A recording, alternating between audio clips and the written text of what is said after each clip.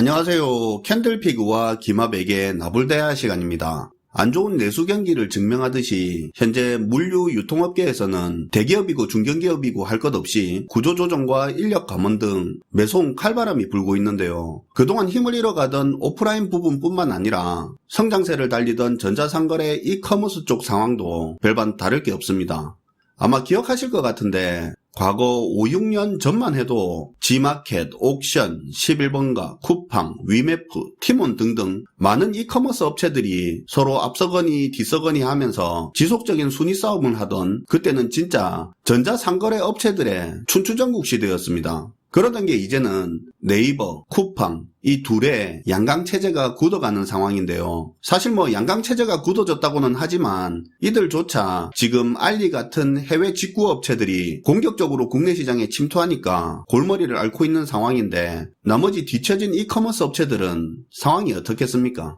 그 중에 11번가라고 하면 등장 때부터 SK라는 재벌그룹을 등에 업은 전자상거래 업체였기 때문에 5년 전 당시만 해도 성장도 빠르고 시장을 평정할 가능성이 컸던 그런 업체라 시장에 많은 기대를 얻었었는데요. 현재도 온라인 쇼핑 시장에서 4위 수준을 기록하고 있는 업체이긴 하지만 이렇게 양강체제가 굳어진 환경에서는 이 숫자에는 큰 의미를 두기는 어렵죠. 유통업 전반적으로 어려운데 11번가 역시도 2020년 이후로 적자폭을 키우면서 최근에는 창사 이후 처음 희망퇴지까지 실시할 정도로 경영 환경이 어려운데요. 근데 여기에 더해서 투자시장에서는 11번가 사태가 이목을 끌고 있다고 합니다. 이게 어떤 내용인지 한번 들어보도록 하겠습니다. 반갑습니다, 김하백님.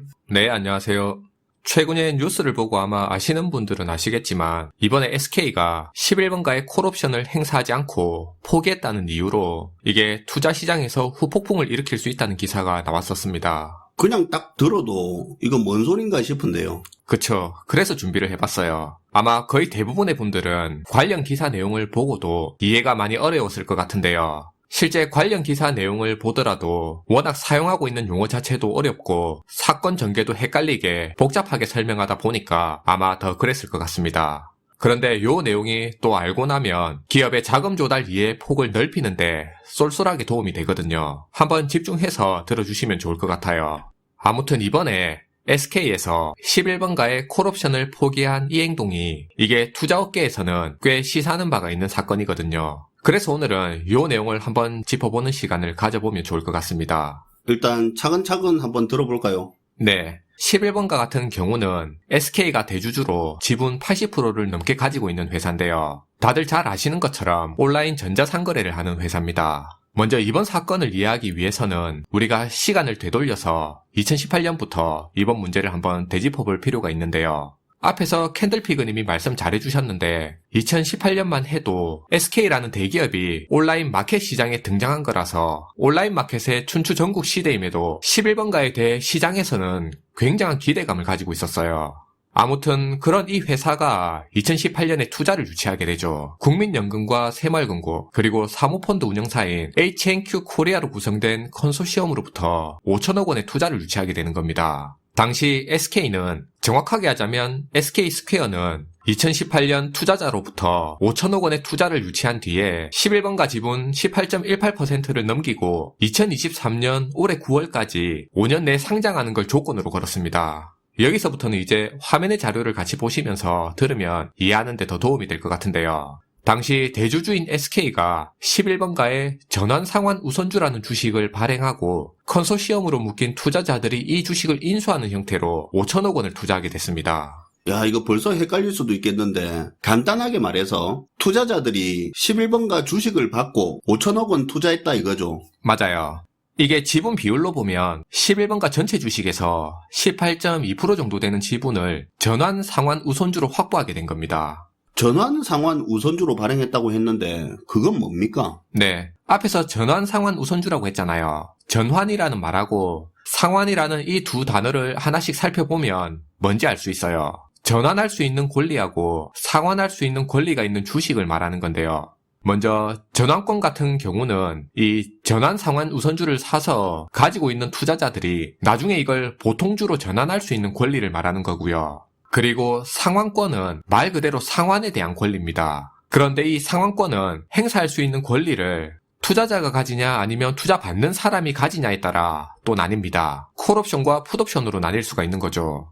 여기서 콜옵션 같은 경우는 투자를 받는 사람이 가지는 겁니다. 투자를 유치하기 위해서 주식을 발행한 회사가 투자자들한테 내가 이제 투자금 돌려줄 거니까 내가 너한테 준 주식 다시 돌려달라고 하고 주식을 다시 되사올 수 있는 권리를 의미하는 거고요. 반대로 풋옵션은 돈을 대준 투자자가 가지는 겁니다. 주식을 받고 투자한 투자자들이 주식을 발행한 회사한테 투자금 돌려주고 주식 다시 사가라고 그렇게 요구할 수 있는 권리를 말하는 거예요. 차근차근 들으면 뭐 어려운 내용은 아니네요. 그러니까 투자받은 사람이 콜옵션을 행사한다는 건 투자금을 돌려줄 테니까 다시 주식 돌려달라고 하는 거고, 그쵸. 풋옵션을 행사하는 건 투자자가 하는 건데 이거 주식 가져가고 투자금 다시 달라고 하는 거네요. 맞아요. 간단하게 정리하면 전환 상환 우선주는 우선주를 보통주로 전환할 수 있는 전환권이랑 투자금을 상환하거나 상환하라고 요구할 수 있는 그런 상환 권리가 포함되어 있는 주식인 거죠. 그리고 여기서 추가적으로 우리가 알아야 될 게 콜옵션은 주식을 발행해서 투자를 받는 쪽이 유리한 조건입니다. 자기가 원하면 투자금 갚고 주식 달라고 할 수 있는 권리니까. 그쵸. 반대로 풋옵션은 나중에 주식 가져가고 투자금 내놔라 할 수 있는 권리니까 풋옵션은 투자자한테 유리한 거고요. 알겠습니다. 어쨌든 2018년도에 11번가에서 전환 상환 우선주를 발행해서 투자자한테 5천억을 투자받았다 이거죠. 네, 이제 요 정도 하면 11번가 사태에 대해서 설명을 할 수 있을 것 같아요. 먼저 SK가 11번가에 투자를 유치할 당시인 2018년도에 이커머스 시장을 한번 보면 앞에서 말했듯이 지금이야 쿠팡이랑 네이버가 압도적인 1, 2위로 이커머스 시장을 완전 장악하고 있는 상태지만 2018년 당시만 하더라도 이커머스 시장은 누구 하나 독주하는 기업이 없는 그런 춘추전국 시대였습니다. 지금은 1위인 쿠팡이 당시에는 시장 점유율이 6%였을 때니까요. 11번가는 11%로 이거보다 더 높았어요. 이러다 보니 투자 협상을 할 당시에 SK라는 대기업을 끼고 있는 11번가 쪽이 투자자들보다도 더 강한 협상력을 가질 수가 있었습니다. 그래서 당시 계약 내용에 SK 쪽에 더 유리한 콜옵션을 가져갈 수가 있었던 거고요. 그러니까 SK가 투자금을 돌려주고 주식을 되사올 수 있는 권리를, 그런 콜옵션을 가져갔던 거예요. 당시 계약에 풋옵션은 없었어요. 그러면 SK한테만 유리한 조건이잖아요. 그리고 앞에서 투자할 때 조건 걸었던 게 5년 내에 11번가가 상장하는 조건이라고 했는데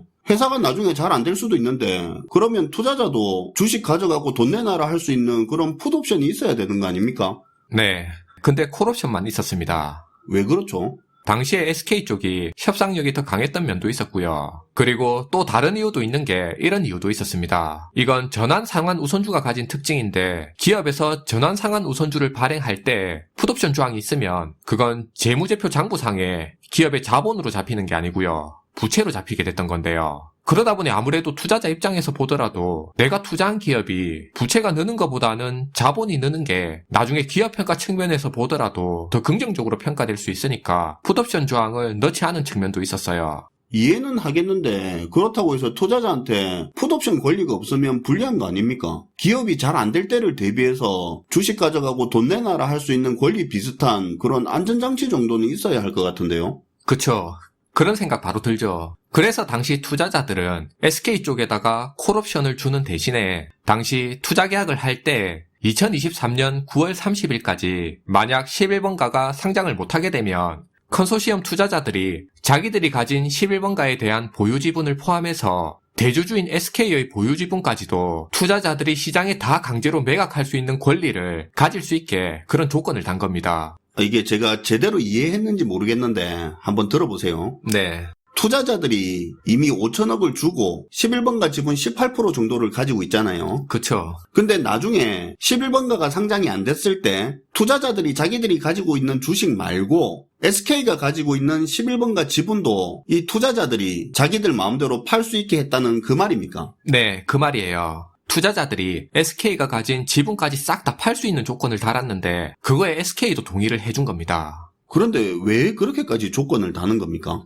기업이 상장에 실패했다는 의미는 최초 투자 때보다도 기업 가치가 더 떨어졌을 수도 있다는 얘긴데 그럼 투자자들이 지금 가진 지분을 팔아서는 투자금을 완전히 회수하지 못할 수도 있는 거잖아요. 그렇죠. 그렇기 때문에 SK가 가진 지분까지 다 팔 수 있게 해서 투자금과 이자까지 회수해 갈 수 있게 해준 거예요. 그리고 사실 더 중요한 포인트는 투자자들이 가진 소수 지분만 가지고는 M&A 시장에서 사실 그렇게 투자 매력이 없습니다. 대주주 지분까지 같이 내놔야 경영권까지 내놓는 거니까 이걸 인수하는 입장에서도 더 매력을 느끼고 살 의향이 생기는 거고요. 근데 사실 이런 조항 자체가 투자자들이 실제로 이 조항대로 그렇게 행동하겠다기보다는 만에 하나라도 어떻게 될지 잘 모르는 거니까 일정 부분은 형식적이고 관행적인 차원에서 조건을 걸어놓은 측면도 있었어요. 그래서 보통은 이렇게까지 이어지는 경우는 잘 없어요. 이렇게까지 이어지는 경우가 잘 없다면 그러면 투자자들이 투자금 회수를 못하면 어떡합니까? 일반적으로는 어떻게 되냐면 예를 들어 상장이 안 된다고 했을 때 SK 쪽에서 먼저 나서서 투자자들이 가진 지분을 되사가게 됩니다. 투자자들이 원금이랑 이자를 회수할 수 있도록? 그쵸. 그래야 투자자들이 투자금 회수하려고 SK가 가진 11번가 지분의 경영권까지 싹 다 팔아버리는 그런 극단적인 상황까지 안 가는 거죠. 그래서 보통은 SK 쪽에서 콜옵션을 행사해서 투자자들이 가진 지분을 되사오는 게 일반적인 행태예요. 기존의 업계 관행상으로는 상장이 안 된다 하더라도 대부분의 기업들은 자기들이 발행한 주식을 되사오는 행동을 보통은 해왔기 때문에 투자자 쪽에서는 당연히 이번에 SK도 그렇게 할 거라고 생각하고 계약 진행을 한 겁니다. 어쨌든 이제 시간이 지나서 지금 어떻게 됐냐면 23년 9월인 상장하기로 약속한 날짜는 이미 지났고요. 상장은 물 건너갔습니다. 그리고 5년 전인 2018년 투자받을 당시만 하더라도 시장에서는 11번가를 2조 7천억 정도로 기업 가치를 평가했었는데 그런데 이제 지금은 기업 공개도 실패한 상황이고 2020년부터는 계속 적자를 내는 등 실적도 나쁘고 게다가 최근엔 이렇게 누적된 실적 악화로 인해서 직원들을 구조조정까지 할 정도로 불투명한 상황까지 오다 보니까 시장에서 11번가를 보는 기업 가치가 이제는 절반 정도까지 떨어지게 됐습니다. 근데 이런 상황이면 이제 투자자들 입장에서는 당연히 SK 쪽에서 투자자들이 가진 지분을 되사가서 투자금을 돌려주는 콜옵션을 행사할 걸 기대하게 되잖아요. 관례상 보면 그렇겠죠. 지금까지 하던 대로. 네. 근데 SK가 이번에 이 콜옵션을 행사를 안 한 거예요. 지금 딱 요 상황까지 온 겁니다. 그러면 이제 투자자들이 SK가 가진 지분이랑 경영권까지 다 팔아버리고 투자금을 회수해야 되는 거 아닙니까? 그쵸. 아직 결정은 안 났는데